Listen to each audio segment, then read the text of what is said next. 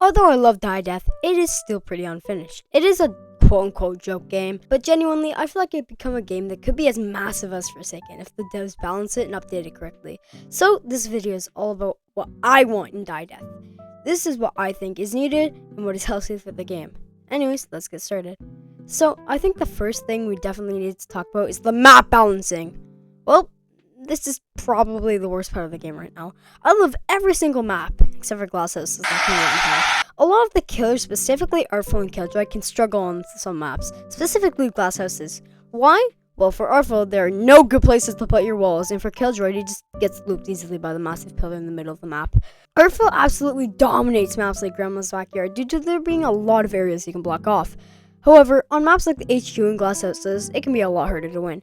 And that is Artful's biggest weakness. For Killjoy, the problem isn't as bad because Killjoy isn't as map dependent as Artful. It's just the looping that can be really easy to do, especially on Glass Houses. Which I should talk about. Glass Houses is ass! Why? Why did we make a map that has every looping spot area ever? It's just basically open everywhere except for the looping spots and no tight corridors to place your Artful walls. Devs, rework this map. I don't care if it's Forsaken. Rework it. It's unbalanced, unfun, and is by far the worst map in the entire game. In fact, I even made a community post about if Glass House is bad, and 75% of people said yes. Playing as Artful on this map is equivalent to playing as John Doe in Planet Vaults, but even worse. I think we could do two things about it. Rework Artful so he can be viable on this maps, or rework Glass Houses completely. Look man, we already reworked Artful, why do we need to rework him again? Just rework Glass Houses and fix some looping spots on some other maps, and that not only solves Artful's issue, but Killjoy's too. So that should be the first thing they need to change that I want. With that, let's go to what I think should benefit the game. So, it's been a little bit since the last civilian ability has been added. And looking through them, we have a good selection of cards. We have some good stunning ones, some good healing options, but I feel like a good, cool ability would be something in terms of movement, which, let me pitch. This ability will be called Teleport. So, to even use this ability, you have to place a spawn point of sorts that allows you to destroy the teleport in the first place. This spawn can be broken by the killer, taking 2 hits to destroy. The spawn itself will be highlighted for the first 20 seconds of placement, and if you hit the teleport civilian itself, it will also highlight it. When you use teleport, you stop completely like Bad Wars Rift. Then, after around 4 to 5 seconds, you teleport to the spawn. However, you get slowness for 5 seconds after you teleport. You also get some sort of weakness that might be around 10 seconds. Meaning that if the killer is right next to you after you teleport, you might be screwed. Also, the killer gets a speed boost if they're around 30 steps close to when you teleport so they can catch up. Although this sounds pretty unbalanced because for killers like Killjoy that don't have any, movement options that make them go faster, the civilian can just abuse the teleport. I should mention that it also will have like a 30-second cooldown between even placing the spawn points. So yeah, this could definitely be more balanced, but if they get the balancing just right, this could be a fun ability that could do something about movement. For the accessory, it can either use something like a spawn halo, kind of like 2 times the old milestone skins, or it could be like angel wings, so that also fits. You also get 20 less stamina than usual, so you might be good. This doesn't stack with revolver though. So that's a concept for a civilian ability. But what about a killer concept? Well, I think I have a concept. Introducing Snatcher. This is a killer who's focused on snowballing the civilians, stealing their moves, and using them to hunt down targets. He had 700 health and 95 stamina. He also cost $1,500 in the shop. He would have 4 moves. His first move would be Snatch. It would just be a normal one, but it would do 10 damage, and he would get a twisted ability from the civilian he snatched from. From his moveset, he either gains a completely new move, or it can buff an already existing move. His second move is Poison. He runs forward and splashes poison onto the player. The player loses 10 health instantly and 15 health over time. While under this poison effect, you can't heal at all, meaning that caretakers are almost useless for 20 seconds. His third move is Gun. He shoots with a revolver and does 20 damage, and freezes the civilian for 5 seconds. While using this move, he is immune to stuns throughout the entire time the civilian is frozen. Once the freezing is done, the civilian gets speed for 2 seconds to run away. After using this move, he has to reload, which takes 5 seconds after the move has been executed, then he has to wait 10 more seconds to shoot again. His final move is Calmness. Once he uses his move, everyone past a 50 step radius will be slowed for 3 seconds, along with them being highlighted as Snatcher. Snatcher himself gains a speed boost for around 5 seconds.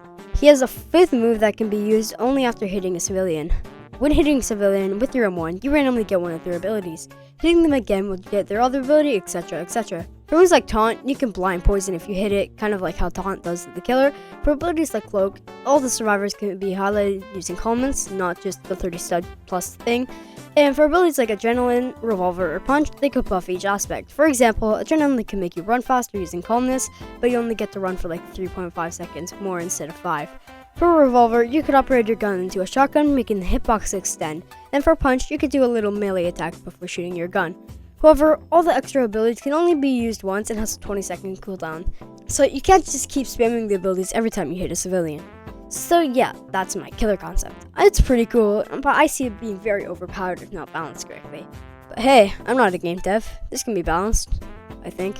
Another thing I want to see in Die or Death is genuinely good maps. The maps are pretty bad in terms of balancing, especially this map. I personally think that the Tundra map is probably the best. It's great for Artful and all the other killers, and it's pretty good for survivors, so it's balanced, I guess. So the map would consist of a looping spot, but it can be countered by every killer. How does that make sense? Another wall, so Artful can wall. And it won't have any weird corners, so the killer can catch up correctly. Looking at the themes of the maps, I think an egg hunt map theme would be pretty sick. It's so retro. There could be a mechanic where random eggs hatch around the map. Once the timer is around halfway, the eggs would hatch, and the bunnies, probably like guppies, will just be in the egg they hatched in. However, the map hazard would be this mother guppy that randomly no-clips through the half of the map just to get the eggs. Kind of like that one Regretivator enemy, you know? Like the backroom zone.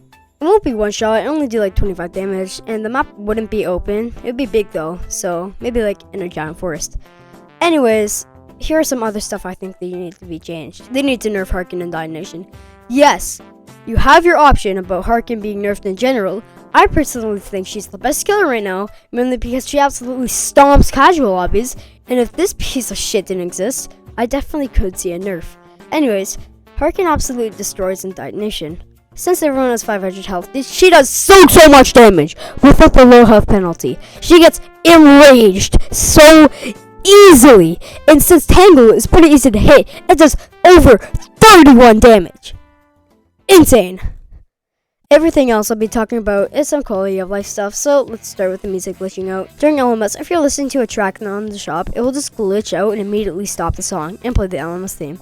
I feel like there should be a pause button so you can resume the theme after the LMS slash round. There should also be an assist mode for mobile. It's hard, especially as Killjoy, to win, so I think a mobile assistance is pretty essential. Anyways, yeah, that's my video. I hope you guys enjoyed my killer, my ability, and my map concept. I'm running out of video ideas, so please put some in the comments. Anyways, bye bye. Gumball Skibbity. Shut your fucking